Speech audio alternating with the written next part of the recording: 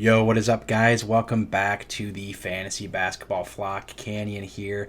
We're going to talk about the must-add waiver players for this first week of the NBA season. We got to see every team once and most of the teams twice. So we're going to talk about the players that should be on your waiver wires that you should be looking to add for this upcoming week or stream. This is going to be for 10 to 12 team leagues. The 8-team leagues, it gets a little strange as to who's available.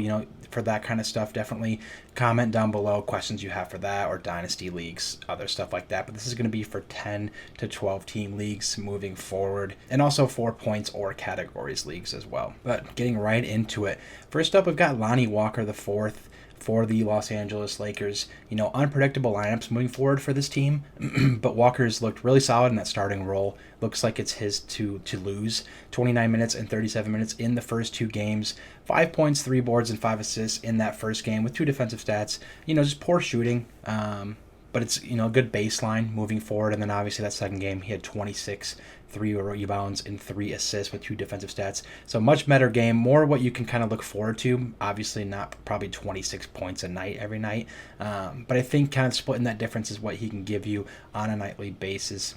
We see some good shot usage, some good volume there offensively for him. We know he can be good defensively, and I feel safer about his role on this team more than like guys like Kendrick Nunn moving forward. So right now I like Lonnie Walker the most on that Lakers kind of fringe role players side moving forward. Second up here, we've got Santi Aldama for the Memphis Grizzlies. This is a guy that's gotten a lot of preseason hype, right? He was really good in the preseason moving forward. People were like, okay, it's not going to sustain in the regular season, and so far it has.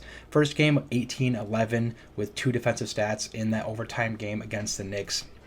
Second game, 8 points, 9 boards, 4 defensive stats in 31 minutes. Only 3 for 11 shooting, but I wouldn't be too worried about that. The 11 field goal attempts is what you want to look at for a guy that's on the waiver wires. Someone with that much offensive value is a very good sign. So, people are going to have bad shooting nights, but Aldama with the 9 boards, the 11 boards, the defensive stats, and the scoring upside. He's a very good shooter, great defender, obviously. So he's definitely a must-add for waivers if you have him available in your leagues. The minutes and the usage is there for him. He's already playing over Brandon Clark, which was a shock to people to start the season. And I think with Dillon Brooks and Jaren Jackson Jr. coming back, I think he'll still have a solid role there, specifically with Brooks coming back. And with Jaren Jackson coming back, if he's moved to the bench, I think he's very valuable and a very good player for this team that he'll still see a good amount of minutes. And we know Jaren Jackson is foul trouble prone, so he's definitely got some really good upside long-term as well. I know a lot of people are looking at a guy like John Conchar for the Grizzlies, 33 and 31 minutes as well. Not as high on him as Aldama. I think when Dillon Brooks comes back, it's Conchar that's going to take the hit more than Aldama. So definitely target Aldama more on that Grizzlies roster in your waiver wires if you can. Third up here, we've got Isaiah Hartenstein. We've already seen him play more important minutes behind Mitchell Robinson. Robinson can get in foul trouble, which is very big for Hartenstein, and we've seen Hartenstein play in clutch minutes in that first game against the Grizzlies in overtime.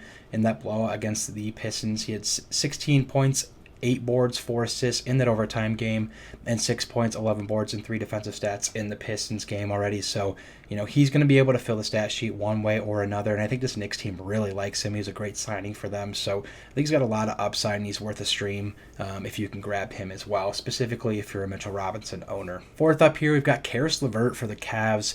Only seen 1 game out of the Cavs so far since the time of this recording, but he was granted that starting small forward role on this really talented roster. I think Cedi Osman will still play a lot of minutes, but if LeVert's getting the starting role, I think he's easily able to get some good stats for you guys in that Cavs roster. 10 points, 5 boards, and 7 assists in 35 minutes in that first game. Poor shooting again, but again, you want to look at that 5 boards, the 7 assists, and the volume offensively, and I think that's something that he can bring to you on a nightly basis. He could post up some really solid numbers across the board, obviously, and then again, the offensive volume, the shooting volume is there. Garland did go out early in that first game with an eye injury, so keep an eye on that. But we can still see some good assist upside from LeVert with some scoring upside on any given night as well. So I think he'll be a good, high minutes and a solid usage guy on the waivers there. Fifth up here, we've got Jared Vanderbilt for the Jazz here. Great rebounding and defensive stat guy. More of a fringe guy, probably more of a 12 to 14 team league ad.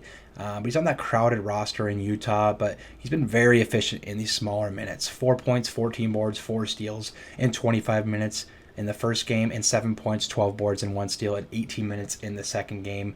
He's going to be very good in a points league. Category league, maybe not so much. Still pretty effective, but points league is going to give you a lot of rebounds, and the defensive stats are huge. He does it in very limited minutes, and so if he can get an expanded role, he'll be a very, very good ad. But just for now, he's super efficient in those stats categories with his smaller minutes, so he's a guy to look out for. Again, probably more of a fringe player, but someone that I don't think a lot of people are talking about that you should keep an eye on for sure. And the last guy here is DeAndre Hunter for the Atlanta Hawks. Consistent minutes and consistent usage so far in these first 2 games. 22 points, 3 boards, 1 assist in the first game, and 12 points, 6 boards, 1 assist in the second game. Again, not a ton of upside other than points and rebounds, but the usage and the efficiency is very good for him on this, pretty star-studded roster of the Hawks. He's a guy that's, been murmured for a breakout here. And he had that great first game, a solid second game, something more to expect. I think he'd be a really good, consistent 14-7 guy moving forward with a little bit of defensive upside. But again, for all these guys, you're looking at the usage, you're looking at the efficiency and the consistency, right? So if you're looking to stream someone, you want to pick someone up that is going to get out on the court. They're going to be involved offensively, involved maybe defensively, and just have the minutes, right? You're not looking to really pick someone up for a long-term play if you're streaming these players. If you have deeper benches, you can go for those kind of high upside gamble players. But these are the 6 guys so far that I think are the must-adds on a consistent basis for their team. They're going to get the minutes, they're going to get the looks, they're going to get the volume, and most of them are good defenders too, which is a big thing for points leagues specifically. But yeah, these 6 guys, Lonnie Walker, Santi Aldama, Isaiah Hartenstein, Caris LeVert, Jared Vanderbilt, and DeAndre Hunter are guys that aren't talked about a lot and should be on some waiver wires in these 12-team leagues, 10-team leagues. I think you should keep an eye out for. Quick honorable mention to a couple guys that I know are getting a lot of buzz. Cam Reddish and Trey Murphy, interesting players. I like them a lot. Obviously, very talented players.